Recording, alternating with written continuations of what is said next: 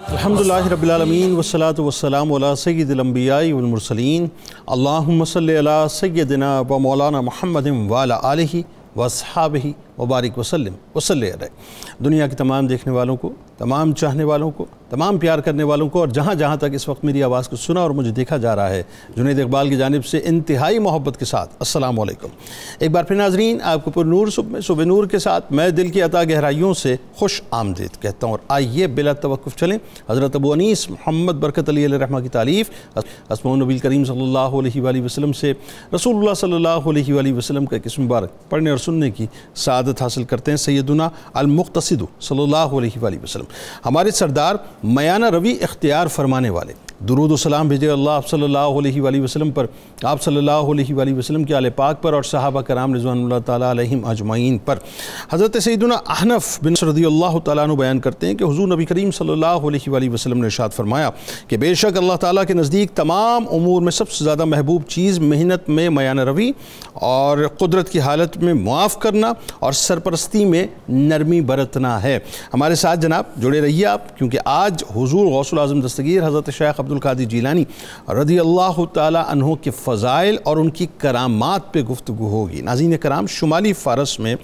بحیرہ کیسپین کے جنوبی ساحل پر گیلان نامی قصبے کے آسمان سے چمکنے والے والد گرامی کی طرف سے حسنی اور والدہ ماجدہ کی طرف سے حسینی نسب پا کر نجیب الطرفین ہونے کا تاج اپنے سر اقدس پر سجانے والے، ولادت سے پہلے ولایت کی بشارت عطا کیے جانے والے، دین اسلام کی احیاء کے لیے محی الدین کا لقب پانے والے، تصوف کی دنیا میں رہتی دنیا تک تمام ولیوں کی سرداری کے علم سے نوازے جانے والے، تمامی سلاسل کو اپنے در سے فیضان بانٹنے والے، انسان تو انسان جنات کو بھی اپنے علم سے اور اپنی ولایت سے فیضیاب فرمانے والے، بچپن ہی سے اللہ کی خاص رحمتوں اور نوازشات سے حصہ پانے والے اور فرشتوں کے جلاؤ میں چلنے والے، قریباً 18 سال کی عمر میں اپنی والدہ ماجدہ سے حصول علم کے لیے جدا ہو کر طویل اور صبر آزما سفر کر کے اس عہد کے عظیم علمی مرکز بغداد میں علم کی طلب کے لیے تشریف لے جانے والے، اپنی نظر کرم سے بڑے بڑے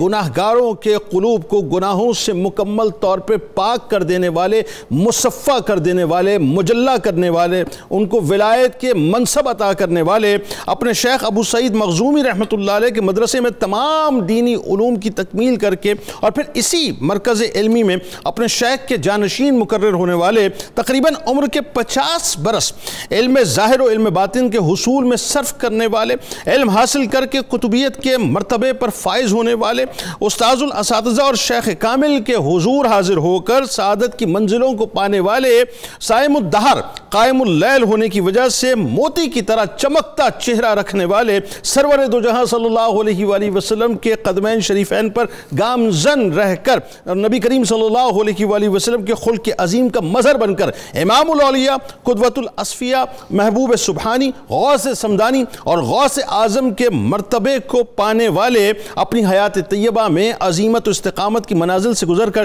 صاحب کرامت بننے والے، سیدہ کائنات اور مولا کائنات کے حسنی حسینی پھول، سلطان الاولیاء، سردار الاولیاء، انتخاب الہی و انتخاب محبوب الہی، لقب محی الدین کی تکمیل کے لیے بھیجے جانے والے، علماء کے پیشوا، عارفوں کے رہنما، فضائل و کرامات میں بے مثل و بے مثال، عبادتوں، ریاضتوں اور مجاہدوں میں باکمال، ولایت کبریٰ کا تاج اپنے سر اقدس پر سجانے والے حضور غوث العظم دستگیر حضرت شیخ عبد القادر جیلانی رضی اللہ تعالیٰ عنہ، وہ ہستی ناظرین جو شریعت پر استقامت کا عظیم پہاڑ ہیں اور کرامات کا بہتا ہوا سمندر ہیں۔ آپ کی نظر کو وہ کمال حاصل تھا کہ جس پر پڑتی اس کی کیفیت بدل دیتی، اور جس شخص پر آپ کی نگاہ جمال آفری یعنی آپ توجہ فرما لیتے تھے، وہ چاہے کتنا ہی کرخت مزاج ہو، سنگدل کیوں نہ ہو، مطیع اور غلام بن جایا کرتا تھا۔ آپ کی نگاہ پر نور نے معاشرے میں بدعمالی اور بد کرداری کرنے والے افراد کی اصلاح فرمائی۔ آپ کا ارشاد گرامی ہے کہ میرے ایک ہاتھ میں یعنی میرے ہاتھ پر تقریباً 1 لاکھ کے قریب ڈاکوؤں نے، قزاقوں نے،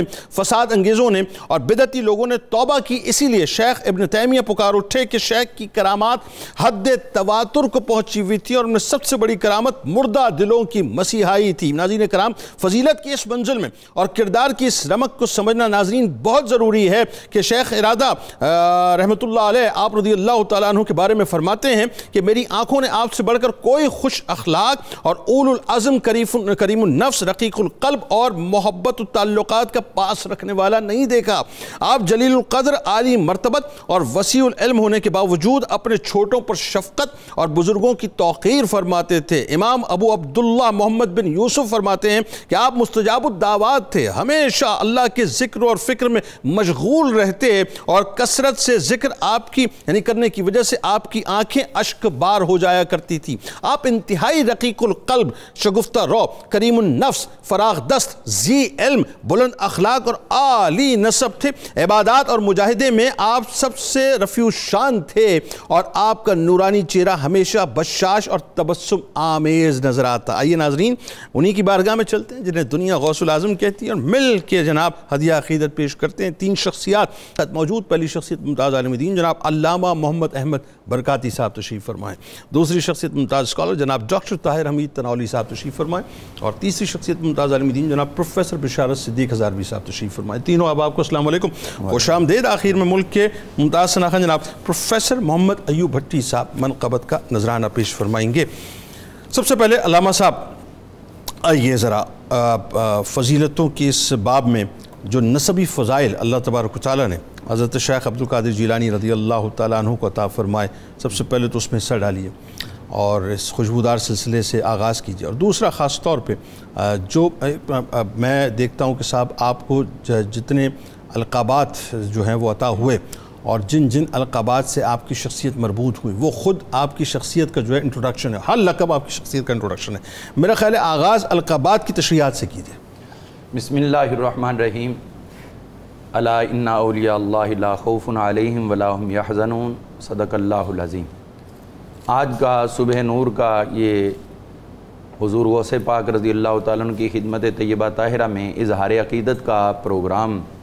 اور اس میں آپ کی شخصیت والا تبار کے روحانی فیوز و برکات سمیٹنے کے لیے ہم حاضر ہیں۔ اللہ تعالیٰ ہم سب کو، ہمارے ناظرین سامعین کو اور صبح نور کی پوری ٹیم سمیت سب کو حضور غوث پاک رضی اللہ عنہ کے روحانی فیوز و برکات سے حظ وافر نصیب فرمائے۔ واہ آمین۔ اللہ تعالیٰ نے خود ارشاد فرمایا کہ بے شک جو میرے ولی ہیں ان کو کسی قسم کا آخرت کا خوف نہیں ہے اور دنیا میں ہو جانے والے نقصانات کا غم نہیں ہے۔ تو یہ ان کی وہ شان ہے جو خود رب کائنات نے بیان کر دی۔ اب ایک ہوتا ہے اللہ کا ولی جو کہ یتقرب الی عبدی بالنوافل، جو صحیح العقیدہ ہو اور عبادت کی کثرت کرے، بے ریا طاعت ہو اس کی، تو اللہ تعالیٰ اس کو آہستہ آہستہ اپنے قرب کا مقام عطا کرتے کرتے شان ولایت عطا فرما دیتا ہے۔ تو اگر کوئی شخصیت بھی ہو اس قدر صالح ہو اور اس کے ساتھ ساتھ اس کے اندر جو نسبی طور پر حضور صلی اللہ تعالیٰ علیہ وآلہ وسلم کے اپنے خون مبارک کی آمیزش ہو، تو پھر یقیناً وہ دوسروں سے کہیں زیادہ اعلیٰ مقام اور مرتبہ کے حامل ہوتے ہیں۔ تو ایسی شخصیات میں سے ہم دیکھتے ہیں کہ حضور غوث ثقلین رضی اللہ عنہ آپ کی وہ شخصیت ہے کہ آپ کے دنیا کے اندر تشریف فرما ہونے سے پہلے بھی اولیاء آپ کی شانوں کا تذکرہ کرتے گئے، لیکن وہ اولیاء جو مقام قطبیت پر یا عرفیت پر فائز تھے وہ بیان کرتے رہے۔ لیکن اس کے بعد سے لے کر آج تک ہم دیکھتے ہیں کہ کوئی بھی شخص ہو، چاہے اس کی سوچ کا محور کچھ بھی ہو، اس کی ریسرچ کا دھارا کوئی بھی ہو، لیکن ہم دیکھتے ہیں کہ کسی کی بھی شاید ہی کوئی ایسی کتاب ہو جو اس نے تصوف پہ یا شان ولایت پہ لکھی اور اس میں غوث پاک کا تذکرہ نہ کیا گیا، یہ ہو ہی نہیں سکتا۔ تو آپ کا جو نسبی سلسلہ ہے اس میں تو کوئی دوسری رائے ہی نہیں ہے کہ حضور صلی اللہ علیہ وسلم نے جو ارشاد فرمایا کرتے تھے حضرت امام حسین رضی اللہ عنہ کے بارے میں، امام حسن رضی اللہ عنہ کے بارے میں، ابنی میرا بیٹا میرا بیٹا، اور خود ایسے مواقع بھی آئے کہ حضرت مولا علی پاک رضی اللہ عنہ حضرت امام حسن کو ابن رسول اللہ کہہ کر مخاطب کیا کرتے ہیں۔ یعنی باپ اپنے بیٹے کو اپنی طرف نسبت کی بجائے حضور کے بیٹا ہونے کی طرف نسبت کر کے پکارا کرتے تھے۔ تو حضرت امام حسن کی نسل پاک میں سے آپ تشریف لائے، اور اسی لیے جو تفریح الخاطر اور دیگر کتب کے اندر موجود ہے کہ اکابرین یہ بیان فرمایا کرتے تھے کہ چونکہ حضرت امام حسن پاک رضی اللہ نے ایک بہت عظیم الشان قربانی دی مسلمانوں کو ملانے کے لیے اپنی خلافت کو ترک کر دیا، تو اسی کے صلے میں اللہ تعالیٰ نے قطبیت اکبر امام حسن کی اولاد پاک میں رکھ دی. سبحان اللہ. اور امام حسن پاک رضی اللہ عنہ سے لے کر حضور غوث پاک رضی اللہ تعالیٰ عنہ قطب اکبر تشریف لائے، اور اس کے بعد سے لے کر امام مہدی تک رہیں گے، اور پھر خاتمیت قطبیت اکبر جو ہے حضرت سیدنا امام مہدی پہ ہوگی جو حضرت امام حسن پاک کی اولاد میں سے. تو یہ آپ کا ایک نسبی سلسلہ ہوا. پھر ہم دیکھتے ہیں جہاں تک القابات کی بات ہے، بڑے سے بڑا ناقد جو ہے وہ بھی آپ کے القابات کے بغیر آپ کا نام ذکر نہیں کر سکا. ہم اس بارے میں دیکھتے ہیں کہ بہت سے ہمارے اکابرین بڑے ایسے شر و بس کے ساتھ آپ کے القابات کا تذکرہ کرتے ہیں کہ یوں لگتا ہے کہ وہ صرف حضرت سید غوث پاک رضی اللہ عنہ کا ذکر نہیں کر رہے، بلکہ ان القابات کے سحر کے اندر، ان القابات کے عرفان کے اندر کھوئے ہوئے ہیں، اسی لیے بڑے بڑے القابات آپ کی ذات کے ساتھ وہ ذکر کرتے چلے جاتے ہیں. تفریح الخاطر کے اندر آپ کے 99 اسماء مبارکہ 99 وہ ذکر کیے گئے ہیں، اور ان 99 میں سے آپ دیکھتے ہیں کہ ہر نام پر جو ہے ہر لقب پر آپ کی شخصیت مکمل پورا اترتی ہے. پھر ہم دیکھتے ہیں کہ جو مشاہیر ہیں ان میں شیخ ابن تیمیہ، ان کو گنا جاتا ہے کہ یہ بہت بڑے نقاد تھے، تو ان کو بھی دیکھتے ہیں کہ وہ بھی آپ کا ذکر جو ہے وہ خیر کے بغیر کیے نہیں رہ سکے. ابن تیمیہ آپ کا ذکر کرتے ہوئے آپ کو لکھتے ہیں الشیخ، الامام، العارف اور قطب العارفین. قطب کا لفظ بولنا جو آج کہتے ہیں یہ قطب کیا ہے، تو وہ ابن تیمیہ کو پڑھے کہ انہوں نے عارف نہیں بلکہ قطب العارفین قرار دیا. یہ سوال ابن تیمیہ سے کریں جی. تو مجموع الفتاوی کے اندر انہوں نے ذکر کیا، اور مجموع الفتاوی کا یہ مطلب ہے کہ انہوں نے یہ جو تحریر لکھی بطور تحریر نہیں بلکہ فتوے کی صورت میں. قطب العارفین آپ کا انہوں نے لقب لکھا ہے. اسی طرح جہاں پر بھی الاستقامہ ان کی کتاب ہے اس کے اندر ذکر کیا، اور آپ کا نام جہاں لیتے وہاں قدس اللہ روحہ، اللہ تعالیٰ ان کی روح کو ہمیشہ تقدیس دیتا ہے. یہ جملے آپ کے نام کے ساتھ اس قدر احترام ہے، اور آپ کو القابات کا حامل سمجھتے ہیں. اور پھر انہی کے شاگرد جو ابن قیم، انہوں نے بھی اجتماع جیوش الاسلامیہ کے اندر آپ کے القاب، وہ انہوں نے آپ کا ذکر کیا ہے قطب العارفین، اور انہوں نے ذکر کیا قدوۃ العارفین. اچھا. اور وہ بھی آپ کو امام لکھتے ہیں، آپ کو شیخ لکھتے ہیں، اور بڑے بڑے القابات آپ کو دیتے ہیں. اسی طرح ہم دیکھتے ہیں کہ امام ذہبی جیسی شخصیت جب انہوں نے حضور غوث پاک رضی اللہ عنہ کا ذکر خیر کیا ہے تو الشیخ، الامام، الزاہد، العارف، القدوہ، شیخ الاسلام، علم الاولیاء، عدیم النظیر، صاحب الکرامات، یہ القابات امام ذہبی نے ان کے بیان کیے ہیں. اسی طرح ہم دیکھتے ہیں کہ ابن رجب حنبلی جیسے لوگ بھی آپ کو سلطان المشائخ، سید اہل الطریقہ، محی الدین، صاحب المقامات والکرامات والعلوم والمعارف، یہ ذیل طبقات حنابلہ کے اندر انہوں نے آپ کے اتنے القابات بیان کیے ہیں. اور یہاں پر ہم جنید صاحب یہ بات کہنا چاہتے ہیں کہ حضور غوث پاک رضی اللہ تعالیٰ کی ذات والا تبار کو جو اللہ تعالیٰ نے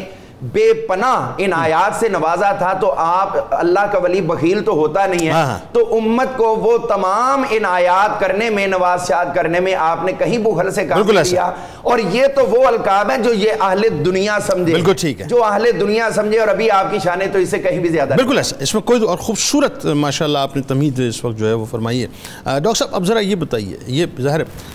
حضور غوث العظم دستگیر حضرت شیخ عبدالقادر جیلانی رضی اللہ تعالیٰ عنہ جس دور میں آئے، جس صدی میں 5ویں صدی ہجری، پھر اس کے بعد 6ٹھی صدی ہجری، اور جو ایک ٹربلنس کا دور تھا، ظاہر نظریاتی طور پہ جو فساد ایک بپا ہوا تھا، بہت ضروری تھا کہ اللہ تبارک و تعالیٰ کی طرف سے ایک ایسی ہستی آئے جو کہ ظاہری اور باطنی دونوں قوتوں سے مالا مال ہو. لہذا تاریخ یہ بتاتی ہے صاحب کے فضائل کے اعتبار سے اللہ کی طرف سے خاص طور پہ جو آپ کو وہ بھی سعادتیں عطا کی گئیں، اور جو تصرفات، جو اتھارٹیز آپ کو عطا، جو ظاہر ماورائے عقل ہیں، ان کے بارے میں ذرا بتائیے وہ کیا ہے. بسم اللہ الرحمن الرحیم. جنید صاحب بہت شکریہ، آپ نے بہت ہی ایک ریلیونٹ بات ارشاد فرمائی کہ حضور غوث الثقلین سیدنا شیخ عبدالقادر جیلانی کا زمانہ وہ ہے جو عالم اسلام کے بہت ہی انحطاط کا زمانہ ہے. اور گبن نے لکھا ہے کہ اگر تاریخ اسلام کو دیکھیں تو یہ دور سب سے زیادہ تاریک ترین دور تھا. اچھا. وجہ یہ ہے کہ آپ دیکھیں خلافت جو بغداد کی مرکزی خلافت تھی وہ ختم ہو چکی تھی، کمزور ہو رہی تھی. اندلس میں آپ کا اقتدار ختم ہو چکا تھا. ہندوستان میں سلطان صلاح الدین جو اپنا محمود غزنوی تھا، اس کے جو آگے حکومتیں قائم ہوئی تھی اس کے بعد وہ کمزور ہو رہی تھیں. یعنی پورے عالم اسلام کے اندر ایک خلفشار کا یونانی فلسفہ جو ہے اس کی ڈومیننس. اس کے ساتھ علمی سطح پہ آپ دیکھیں تو مذہبی نفرتیں اور تفرقہ بازیاں اور یونانی فلسفے کے اثرات تھے، یعنی پوری مسلم سوسائٹی ایک طرح ڈیکے سے گزر رہی تھی۔ یہ وہ زمانہ تھا جب ایک ایسی شخصیت کی ضرورت تھی جو علمی لحاظ سے بھی بہت قداور ہو، مستحکم ہو، اور روحانی لحاظ سے بھی بہت مستحکم ہو۔ تو غوث ثقلین سید شیخ عبدالقادر جیلانی ہم دیکھتے ہیں کہ آپ جب اللہ رب العزت نے آپ کو اس زمانے میں پیدا کیا اور آپ کو جس انداز سے آپ کی پرورش ہوئی، جس انداز سے آپ کی شخصیت آگے ایمرج ہوتی ہے ہمیں نظر آتی ہے، تو اس دور کی ساری ضروریات جو ہیں اور جو سارے تقاضے جو ہیں ان کا جواب ہمیں حضور غوث ثقلین سید شیخ عبدالقادر جیلانی کی شخصیت میں ملتا ہے۔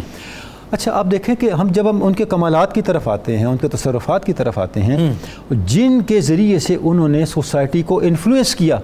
اس حد تک انفلوئنس کیا جنید صاحب آپ دیکھیں نہ صرف سوسائٹی اس فتنے سے نکلی بلکہ آپ کے وصال کے کچھ عرصے بعد جو فتنہ تاتار پیدا ہوا، سوسائٹی نے اس فتنے کو بھی سہار لیا،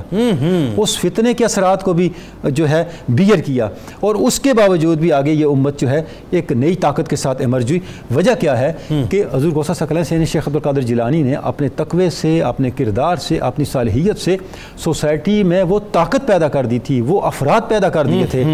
آپ صلاح الدین ایوبی کے لشکر کو دیکھیں، نور الدین زنگی کے لشکر کو دیکھیں، اس کے پیچھے سارے حتیٰ کہ سلجوقوں تک پر آپ کو اثر نظر آتا ہے ان لوگوں کا جو حضور غوث ثقلین کی تربیت یافتہ تھے۔ ابھی شیخ ابن تیمیہ کا ذکر ہوا تو آپ دیکھیں وہ خود سلسلہ قادریہ میں بیعت تھے، ان کے جو شیخ تھے شیخ عز الدین عبداللہ ابن احمد، وہ ابن قدامہ کے حضرت ابن قدامہ المقدسی کے مرید تھے، اور ابن قدامہ المقدسی خلیفہ ہیں حضرت شیخ عبدالقادر جیلانی۔ بالکل ایسا ہے۔ اچھا اب جب کمالات آئے کہاں سے؟ آپ خود فرماتے ہیں لکل ولی لو قدم و انی علی قدم نبی بدر الکمالی،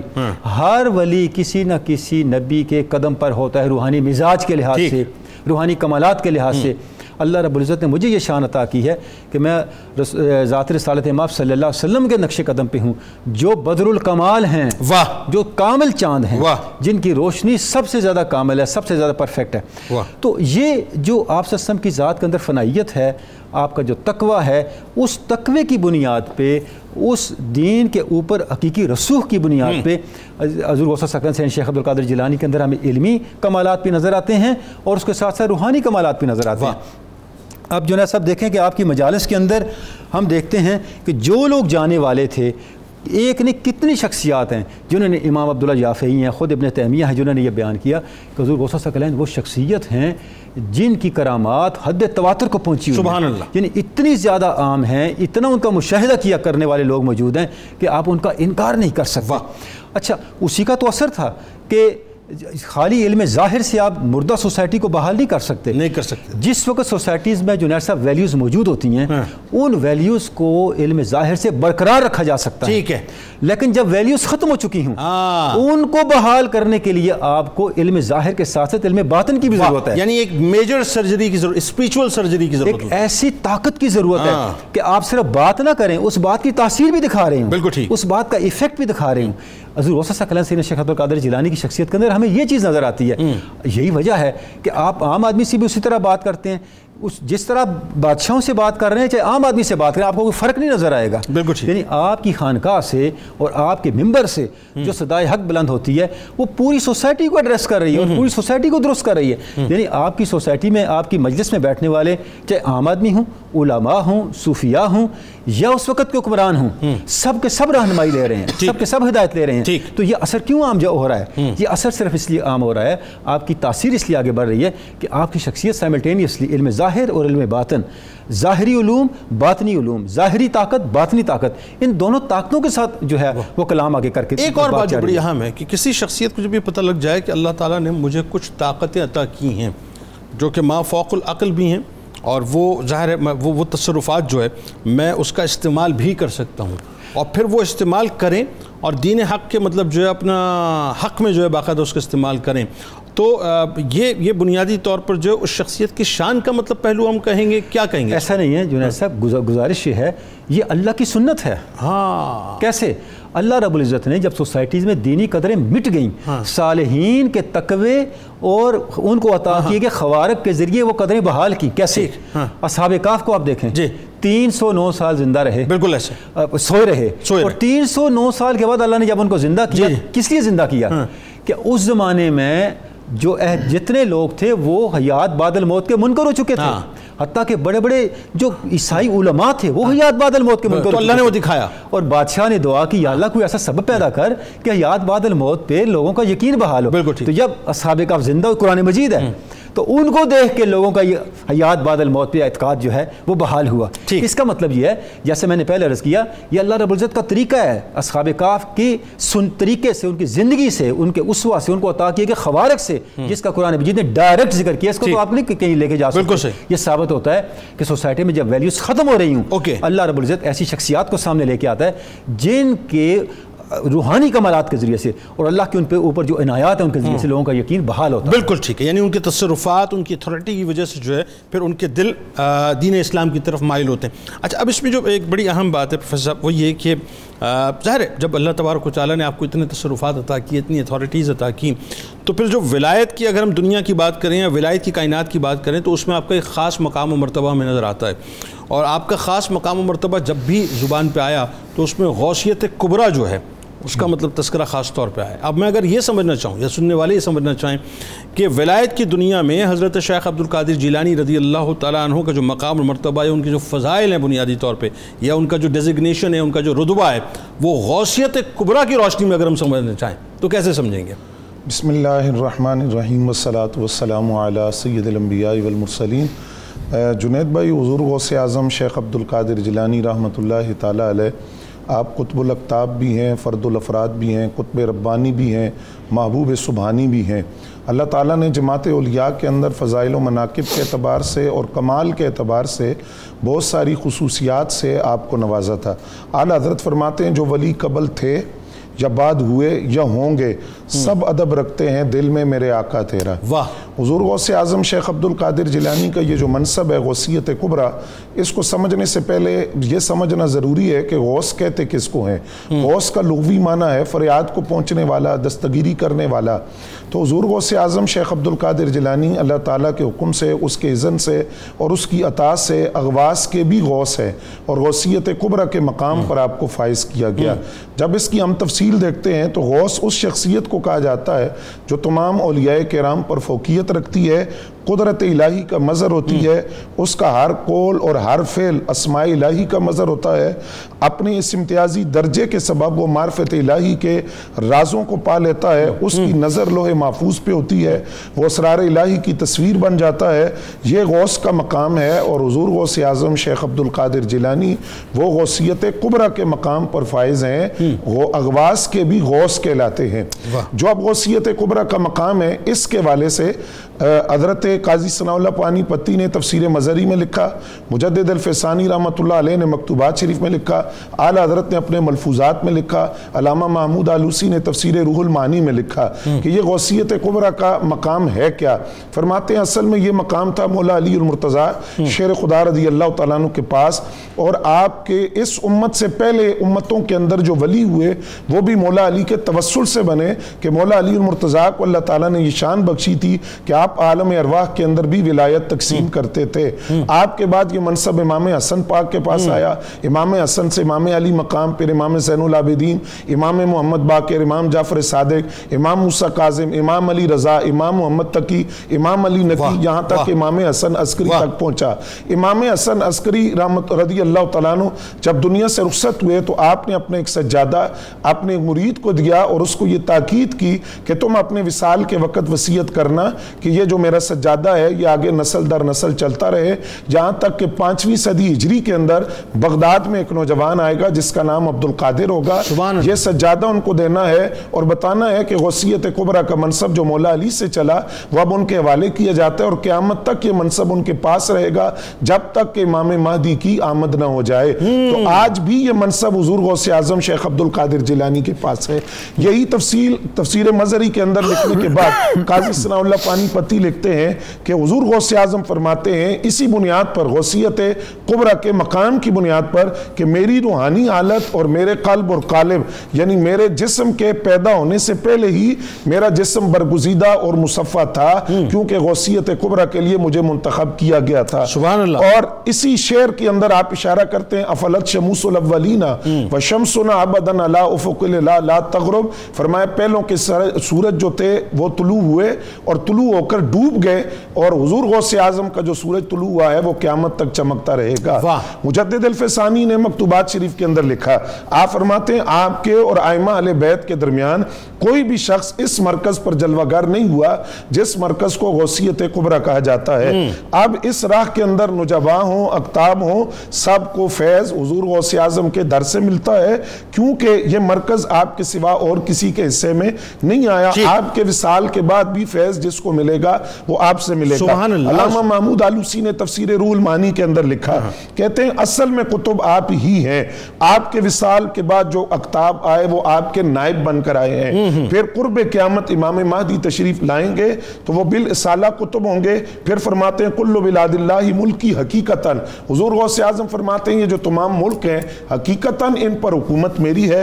وَأَقْتَابُهَا مِن تَحْتِ حُکْمِی وَطَاعَتِی, اور جتنے اقطاب ہیں ان ملکوں کے اندر وہ میرے حکم کے تحت ہیں اور میری اطاعت اور فرما برداری ان پر لازم ہے, میرا حکم ماننا لازم ہے. جتنے اقطاب ہیں یہ منصب قطبیت کبریٰ. آپ یہ دیکھیے کہ شیخ محقق نے جو تمام مکاتب فکر کے نزدیک ایک مستند معتبر شخصیت ہے, آپ کیا فرماتے ہیں؟ فرمایا اللہ نے غوث اعظم کو قطبیت کبریٰ اور ولایت عظیمہ کا درجہ دیا یہاں تک کہ تمام عالم کے فقہاء طلباء فقراء کی توجہ آپ کے آستانے کی طرف ہوئی. عالم ملکوت سے لے کر عالم دنیا تک آپ کے جلال و کمال کا شہرہ ہوا. تمام مخلوق کے قلوب آپ کی عظمت کے سامنے سرنگوں ہیں. جود و عطا کے خزانوں کی کنجیاں قدرت و تصرف کی لگامیں آپ کے ہاتھ میں دی گئی. اگر دوسرے لوگ قطب ہیں تو آپ قطب الاقطاب ہیں, دوسرے لوگ سلطان ہیں تو آپ شہنشاہ سلاطین ہیں. اور آخری جملہ شیخ محقق کا جو ایک قابل توجہ بات ہے, آپ فرماتے ہیں میں بھی انہی کی پناہ کا طلبگار ہوں اور اگر کبھی راستے سے بھٹک جاؤں تو وہ میری رہنمائی کریں گے, اگر ٹھوکر کھاؤں تو حضور غوث اعظم مجھے سبحان اللہ. یعنی بر صغیر میں جس ہستی کے دامن سے لوگ علمی طور پر فیضیاب ہوتے ہیں تمام مسالک کے, وہ ہستی جن کے دامن سے وابستہ ہیں وہ حضرت شیخ عبدالقادر جیلانی رضی اللہ تعالیٰ عنہ. ہمارے ساتھ ناظرین جڑے رہیے کیونکہ بڑی خوبصورت اور بڑی انٹرسٹنگ باتیں اب ہونے والی ہیں. ویسے تو ظاہر تمام ہی باتیں انٹرسٹنگ ہو رہی ہیں لیکن اب آپ کو اور زیادہ لطف اس اعتبار سے آئے گا, خاص طور پہ روحانی اور قلبی لطف آئے گا کہ بہت سے لوگ یہ سننا چاہتے ہیں کہ بچپن میں جو آپ کی ہستی سے کرامات ظاہر ہوئیں وہ بنیادی طور پہ کیا تھیں, یعنی ولادت سے پہلے, ولادت کے وقت اور بچپن میں جو ظاہر ہونے والی کرامات ہیں اس پہ بات کریں گے. ہمارے ساتھ جڑے رہیے. سرکار علیہ السلام اور ان کی آل کی بارگاہ میں درود پاک کا نذرانہ پیش کیجیے. لوٹ کے آپ کو بتلاتے ہیں صاحب اور انشاءاللہ سلسلے کو یہیں سے جوڑتے ہیں.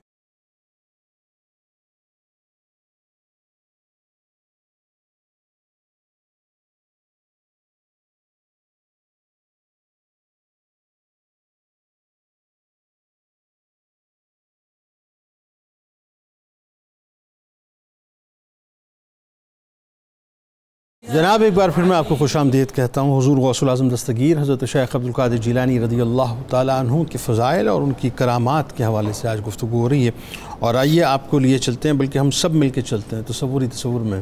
حضور غوث الاعظم کے بچپن کی جانب اور ولادت سے پہلے, ولادت کے بعد, اور خاص طور پہ جو بچپن میں جب ظاہر بچہ کھیل رہا ہوتا ہے ان اوقات میں آپ کی ہستی پاک سے جو کرامات کا ظہور ہوا ہے وہ بنیادی طور پہ کیا تھا؟ علامہ صاحب بتائیے. جی یقیناً اسی طرح ہے کہ جب کوئی شخصیت اپنی محنت کے بل بوتے پر آگے بڑھتی ہے تو اس کے نتائج و ثمرات اس کی محنت شروع ہونے کے بعد ظاہر کیے جاتے ہیں. لیکن کچھ ہستیاں ایسی ہوتی ہیں جو براہ راست انتخاب باری تعالیٰ ہوتی ہیں, جس طرح کے انبیاء کرام علیہ السلام, اور اس کے بعد کس نے حضور صلی اللہ علیہ وسلم کی آل پاک میں سے پیدا ہونا ہے, یہ سارے کے سارے اللہ تعالیٰ کے اپنے انتخابات ہیں. اسی میں ہم دیکھتے ہیں کہ اگر ولایت کے اندر غور کریں تو حضور غوث پاک رضی اللہ تعالیٰ عنہ آپ بھی اللہ تعالیٰ کی طرف سے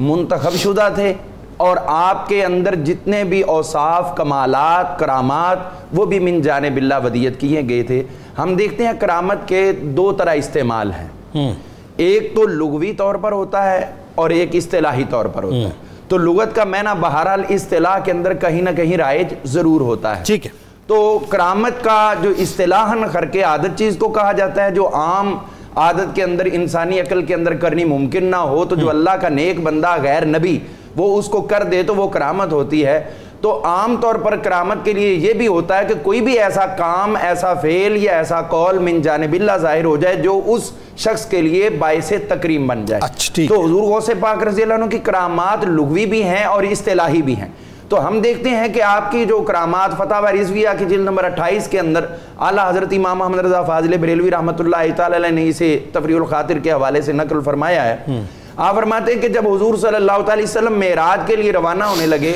یہ تو ایک انسانی جبلت ہے کہ جب کوئی غم اور دکھ کی خبر آتی تو کندھے جھک جاتے ہیں، نظر بھی جھک جاتی ہے، چہرہ بھی جھک جاتا ہے، اور جب خوشی کی بات ہوتا ہے تو سینہ بھی تن جاتا ہے اور کندھے بھی اوپر ہو جاتے ہیں اور انسان کا چہرہ بھی جو ہے وہ کھل جاتا ہے۔ اب جب حضور صلی اللہ تعالی علیہ وآلہ وسلم براق پر سوار ہونے لگے تو اس کی خوشی تو دیدنی تھی، تو اسی وجہ سے اس کا قد جو ہے بڑا حضور علیہ السلام قدم مبارک رکھنے لگے، تو وہ خوشی کے اندر اس کو یقین ہو گیا کہ اب مجھے کائنات کی ابدی اللہ تعالیٰ کی طرف سے وہ ابدی سعادت حاصل ہو رہی جو مجھ سے پہلے بھی کسی کو نصیب نہیں ہوئی اور میرے بعد بھی اس طرح براقوں کو نصیب نہیں ہوگی، تو اس کا قد بڑھ گیا۔ تو فوری طور پر حضرت غوث پاک رضی اللہ عنہ کی روح مبارک جو ہے وہ وہاں متشکل ہوئی اور حضور صلی اللہ علیہ وسلم نے قدم مبارک رکھا اور براق پر سوار ہو گئے اور استفساراً مسکراتے ہوئے فرمایا کہ بھی یہ کون ہے جو ہمارے قدم کے نیچے آیا؟ تو عرض کی حضور میں آپ کی ذریت طیبہ میں سے آنے والی نسل پاک میں سے ایک فرد ہوں، اگر آپ مجھ پر کرم کریں تو آپ کی یہ بندہ پروری ہوگی، آپ کی عنایت ہوگی،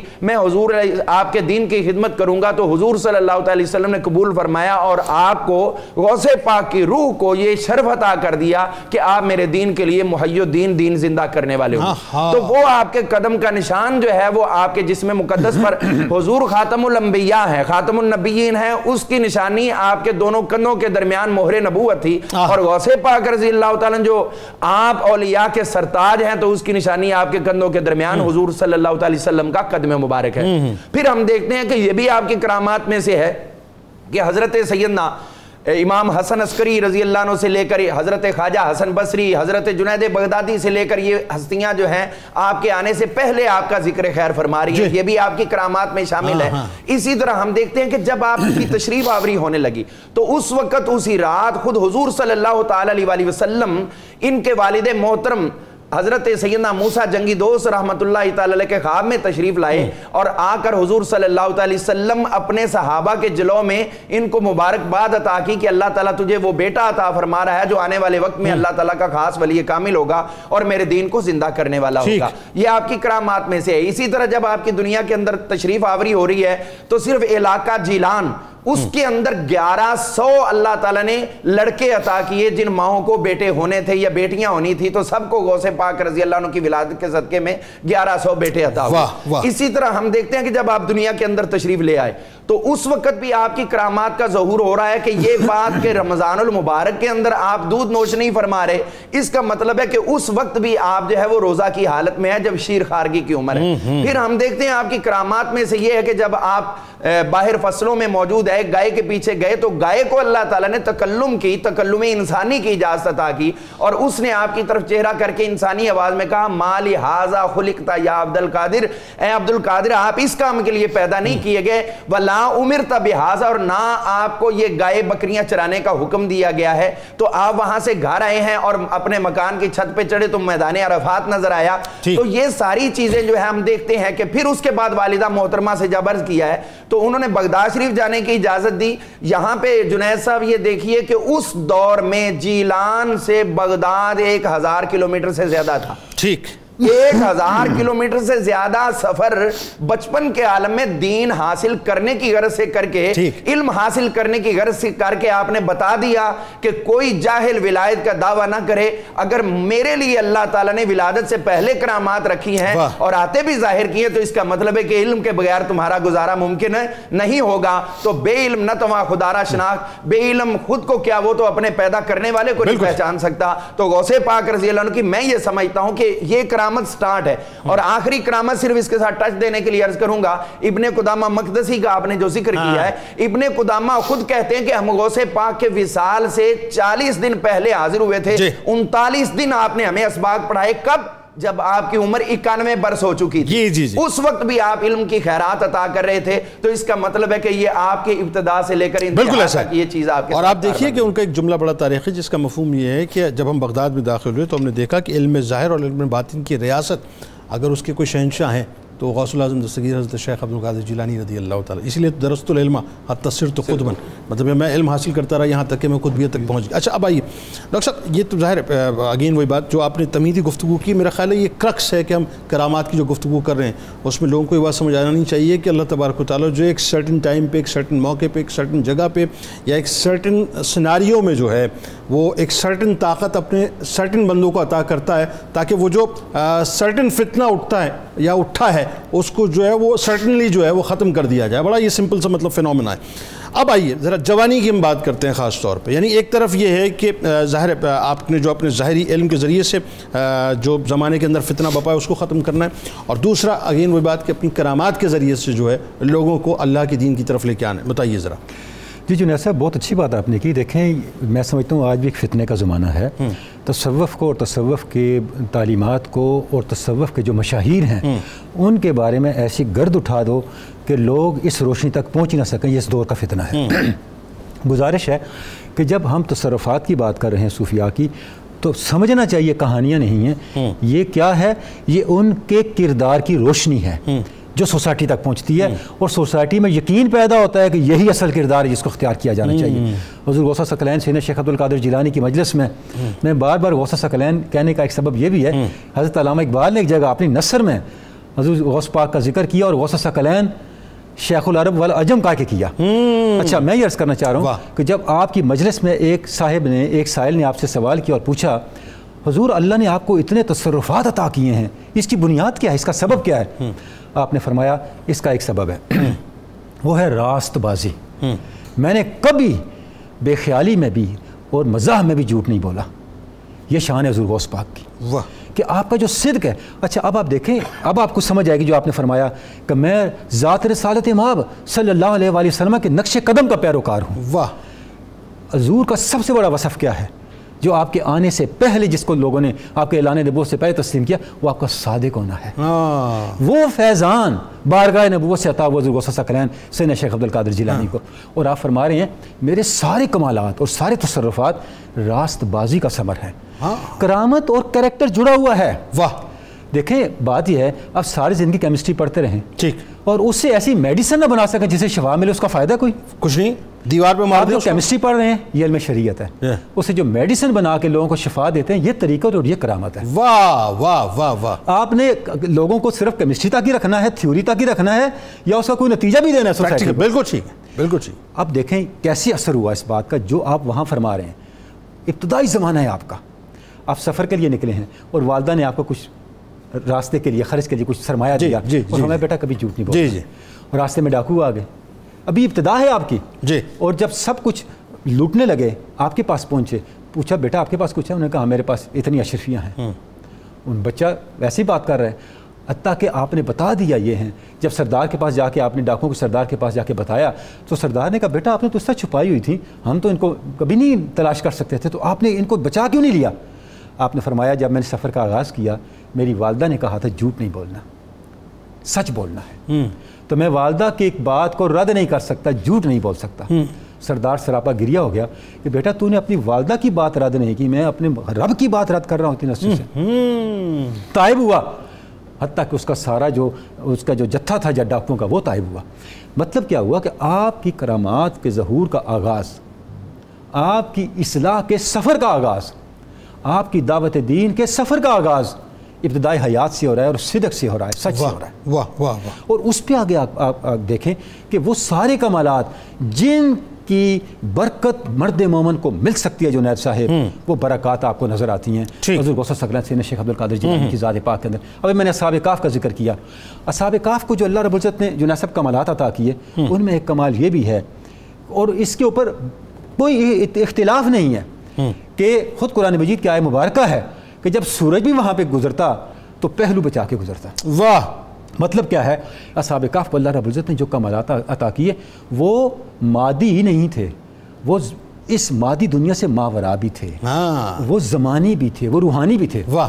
حضور غوث ثقلین کی حیات پاک میں ہمیں واقعہ ملتا ہے کہ آپ تشریف فرما تھے، گفتگو فرما رہے تھے کہ انتہائی حسین و جمیل نوجوان آیا، آ کے بیٹھا، کہنے لگا حضور میں آپ سے ملنا ہے۔ زبدۃ الاسرار میں شیخ محقق عبدالحق محدث دہلوی نے لکھا، آپ نے فرمایا تم کون ہو؟ اس نے کہا حضور میں رجب ہوں،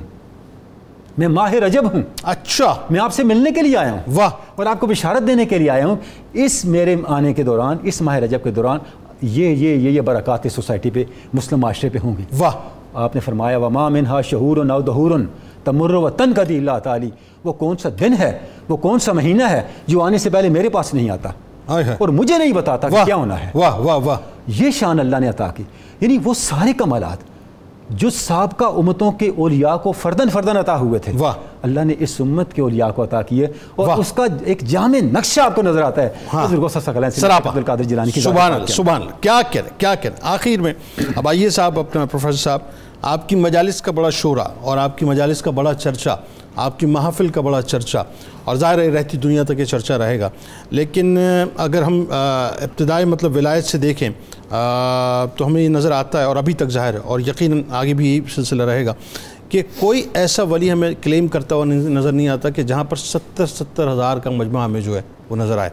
تو جو اچھا صرف یہی نہیں بلکہ اس مجمع میں، ان مجالس میں، ان محافل میں جس طرح سے آپ کی کرامات کا، یعنی آپ کی علمی کرامات کا بھی اور آپ کی روحانی کرامات کا بھی جو ظہور ہوتا تھا، وہ بھی بیانڈ دی امیجنیشن ہے۔ بتائیے ذرا۔ جناب بھائی، حقیقت یہ ہے کہ حضور غوث اعظم شیخ عبد القادر جیلانی رضی اللہ تعالیٰ عنہ کی جو مجلس واعظ ہے وہ بذات خود آپ کی ایک کرامت ہے۔ وہ اس اعتبار سے کہ آپ دیکھیے کہ 70,000 کا مجمع ہے، اور اس 70,000 کے مجمع میں بغیر لاؤڈ سپیکر کے ایسی گفتگو کرنا کہ جس طرح سامنے بیٹھا ہوا شخص سن رہا ہے، آخری صف میں بیٹھا ہوا آخری آدمی بھی آپ کی گفتگو کو اسی وضاحت کے ساتھ سن رہا ہے۔ اور پھر یہ اس حوالے سے بھی یہ مجلس واعظ آپ کی ایک کرامت ہے کہ 13 علوم میں آپ کلام کرتے ہیں، اور 70,000 کے مجمع میں سے ہر شخص کے بارے میں آپ جانتے ہیں اس کے دل میں کیا ہے، یہ کیا سوچ رہا ہے، کیا سوال ہے، کیا سننا چاہتا ہے۔ حضور غوث اعظم شیخ عبد القادر جیلانی رحمۃ اللہ علیہ کی مجلس واعظ کے اندر جو کرامات کا ظہور ہوا، ان میں سے ایک کرامت ہے جس کو شیخ ادی بیان کرتے ہیں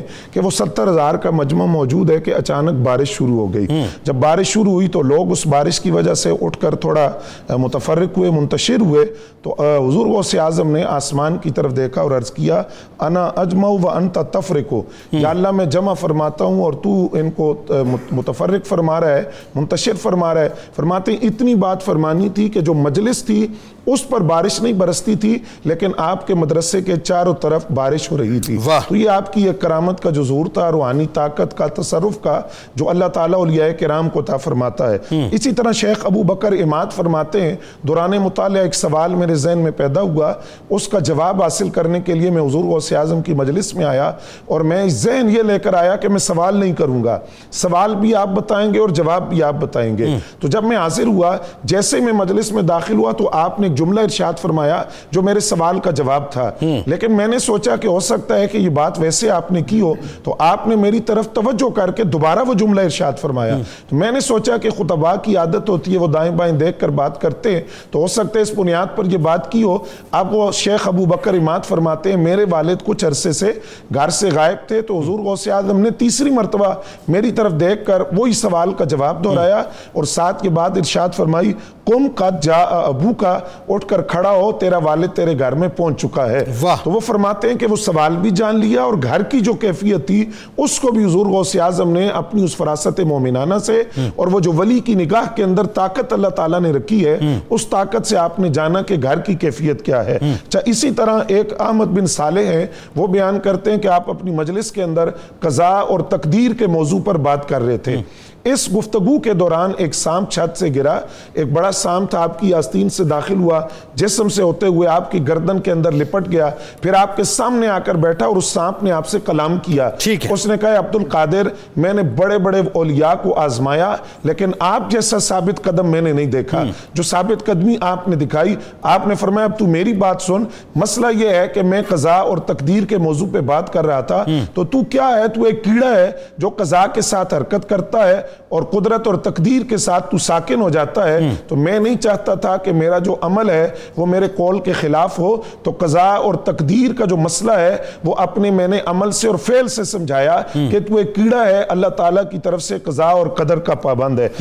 اسی طرح شیخ ابو حفص فرماتے ہیں میں نے حضور غوث اعظم شیخ عبد القادر جیلانی کی مجلس میں بہت سی کرامات کا ظہور دیکھا. ساحل بن سعد اندلسی فرماتے ہیں میں آپ کی مجلس میں حاضر ہوا, حضور غوث اعظم شیخ عبد القادر جیلانی زہد کے بارے میں بات کر رہے تھے. میرے دل میں خیال آیا کہ اگر آج حضور غوث اعظم معرفت کے والے سے بھی کوئی بات کرے تو آپ نے زہد کی جو بات تھی وہ وہیں روک دی, معرفت کے والے سے بات شروع ہو گئی. پھر میں نے سوچا شوق کے والے سے, شوق کے موضوع پر بات شروع ہو گئی. پھر سوچا کہ فنا اور بقا کیا ہے, تو آپ نے گفتگو روکی اور فنا اور بقا پر بات شروع ہوئی, جہاں تک کہ میری طرف توجہ کر کے فرمایا حسبک یا ابو الحسن, اے ابو حسن اتنا کافی ہے, یہ اور بھی کسی موضوع پر کلام کروں. تو یہ اللہ تعالیٰ کے وہ ولی تھے جن کو اللہ تعالیٰ نے اتنی کرامات عطا فرمائی تھی کہ جن کا شمار ممکن نہیں ہے.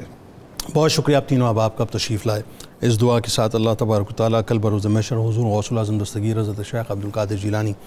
رضی اللہ تعالیٰ عنہ کا صدقہ ذکر کرنے والوں اور سننے والوں کو عطا فرمائے. ناظرین کرام, میں آخر میں چند گزارشات ماں باپ سے خاص طور پہ کرنا چاہوں گا. وہ ماں باپ جو اس وقت مجھے سن رہے ہیں, میں چاہتا ہوں ایک لمحے کے لیے ذرا میرے ساتھ انگیج ہو جائیں. اللہ تعالیٰ سب کی اولادوں کو سلامت رکھے, اللہ تعالیٰ سب کی اولادوں کو شاد و آباد رکھے. یہ اولاد اللہ کی بہت بڑی نعمت ہوتی ہے صاحب, بہت بڑی نعمت ہوتی ہے. خاص طور پہ میری اس بات کو وہ لوگ ریلیٹ کر پائیں گے کہ جو صاحب اولاد ہیں, جن کو اللہ تبارک و تعالیٰ نے, جن کے انگنا میں اللہ تعالیٰ نے یہ نعمت عطا کی ہے کہ وہ کھلکھلاتی شہزادیاں اور شہزادے جو ہیں جب وہ ہنستے مسکراتے ہیں تو ان کا دل باغ باغ ہو جاتا ہے, اور وہ ان کو دیکھتے ہیں تو بس اپنی زندگی کو جو ہے وہ کامل تصور کرتے ہیں کہ اللہ تعالیٰ نے کتنی بڑی نعمت سے ہمیں نواز دیا ہے کہ ہم صاحب اولاد ہو چکے ہیں. اب ذرا ایک منظرنامہ وہ ہے صاحب کہ ذرا محسوس کیجئے کہ جہاں فلسطین کی سرزمین ہے, اور پھر تھوڑا اور آپ آگے جائیے تو آپ کو غزہ کی پٹی نظر آئے گی جو تقریباً 40 کلومیٹر پر مبنی ہے. اس کی لمبائی 40 کلومیٹر ہے. 23 لاکھ نفوس وہاں پر موجود ہیں. اور آپ سوچئے صاحب کہ اس وقت دنیا کا سب سے بڑا غنڈہ, دنیا کا سب سے بڑا ظالم, دنیا کا سب سے بڑا جابر اپنی طاقت کے, اپنی قوت کے نشے میں مستقل وہاں پر میزائل برسا رہا ہے, مستقل وہاں پر بمبارڈمنٹ کر رہا ہے, مستقل وہاں پر راکٹ برسا رہا ہے. فگرز یہ بتاتے ہیں کہ 40% کے قریب, یعنی 40% کے قریب وہاں پر معصوم بچوں کی شہادتیں ہوئی ہیں, 40% کے قریب. میرا اپنا انالیسس اس بارے میں یہ ہے کہ صاحب 40% نہیں ہے, 50% سے اوپر کا فگر ہوگا. اور جو کچھ بھی فگرز آپ کے سامنے آ رہے ہیں نا کہ 5-5.5 ہزار شہادتیں, یہ 5-5.5 ہزار شہادتیں نہیں ہیں خاکم بدین, یہ اس سے بہت آگے کا معاملہ ہے. کیونکہ ابھی تو ظاہر ہے جو ملبے کا ڈھیر بنا ہوا ہے, جو بلڈنگز ملبے کا ڈھیر بن گئی ہیں, اس کے نیچے تو کئی ایک جو ہیں وہ اپنا نفوس اس وقت دبے ہوئے ہیں. آپ ذرا غور کیجئے صاحب کہ اس وقت مجھے سب سے زیادہ تکلیف اس بات کی ہے ان معصوم بچوں کو. ذرا اگر آپ غور سے دیکھیں جن کی اس وقت ویڈیو فوٹیجز ہمارے سامنے آتی ہیں, آپ یقین مانیے دل پھٹ کے رہ جاتا ہے. دل جو ہے وہ اپنا مطلب چر کے رہ جاتا ہے کہ وہ معصوم بچوں کی آہو بکا, ان عورتوں کی آہو بکا, ان کے والدین کی آہو بکا, ان کی چیخ و پکار آپ کی سماعتیں اس کو برداشت نہیں کر سکتی. میں ایک رپورٹ پڑھ رہا تھا, الجزیرہ نے ایک رپورٹ لگائی, مریم کا بیٹا مطلب اس نام سے لگائی, اور وہ رپورٹ یہ تھی کہ 13 اکتوبر کو شمالی غزہ میں جب بمبارڈمنٹ ہوئی ہے, میزائل کا حملہ ہوا ہے, تو ایک فیملی کے 10 افراد جو ہیں وہ شہادت کا جام نوش کرتے ہیں. اس میں ایک عورت بچ جاتی ہے, اس کی چند سانسیں باقی ہیں. الشفا ہاسپٹل میں اس کو لایا جاتا ہے, اور اس بچے کو جو ہے مطلب پری میچور اس کی جو ہے مطلب سیزیرین ہوتا ہے, وہ اس کی جو ڈیلیوری ہوتی ہے, وہ بچہ جو ہے وہ پیدا ہو جاتا ہے. تو وہاں جو ڈاکٹر جو ہیڈ کر رہا تھا نوزائیدہ بچوں کا جو ڈپارٹمنٹ تھا, اس کو ڈاکٹر نصیر, اس نے ایک جملہ کہا. اس نے کہا بنیادی طور پہ جو بچہ ہے نا, اس بدصورت اسرائیلی جاہلیت کے خلاف فتح کی علامت ہے. وہ بچہ فتح کی علامت بن جائے گا, اور ہم جو ہے مکمل طور پہ شکست خوردہ ہو کے بیٹھے ہوئے ہیں. اللہ تبارک و تعالیٰ آپ کے آنگن کو سلامت رکھے, لیکن ان کا آنگن اجڑ چکا ہے. ہمارے ساتھ اس وقت ملک ممتاز شناخواں جناب پروفیسر محمد ایوب بھٹی صاحب موجود ہیں. آپ کو خوش آمدید کہتا ہوں, السلام علیکم. اور آئیے بس آخر میں تجدید عہد وفا, لا یؤمن احدکم حتی اکون احب الیہ من والدہ وولدہ والناس اجمعین. اللہ تعالیٰ آپ کا, ہمارا, ہم سب کا, پاکستان کا, امت مسلمہ کا, فلسطین کا حامی و ناصر ہو. پاکستان کا مطلب کیا؟ لا الہ الا اللہ محمد رسول اللہ صلی اللہ علیہ وسلم. منبع جود و سخا ہے غوث اعظم دستگیر, بے کسوں کا آسرا ہے غوث اعظم دستگیر.